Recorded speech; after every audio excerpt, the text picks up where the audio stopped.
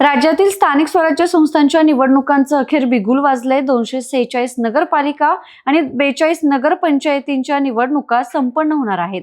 त्याच पार्श्वभूमीवर प्रचार अंतिम टप्प्यात आला असून आता काही जिल्ह्यातील नगरपालिकांच्या निवडणुका, काही प्रभागातील निवडणुकांना ब्रेक लागलाय।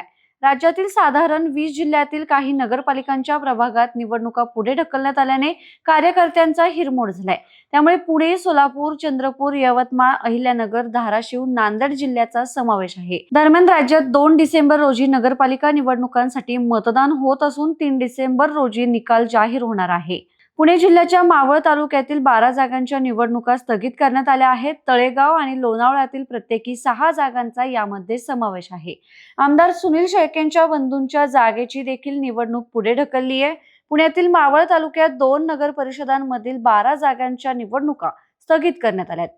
त्यात तळेगाव आणि लोणावळ्यातील प्रत्येकी 6 भागांचा समावेश आहे। त्यामुळे आता या 12 जागांवर 29 डिसेंबरला मतदान प्रक्रिया पार पडेल। न्यायालयात अपील झाल्यानं निवडणूक आयोगाने हा नवा कार्यक्रम जाहीर केलाय।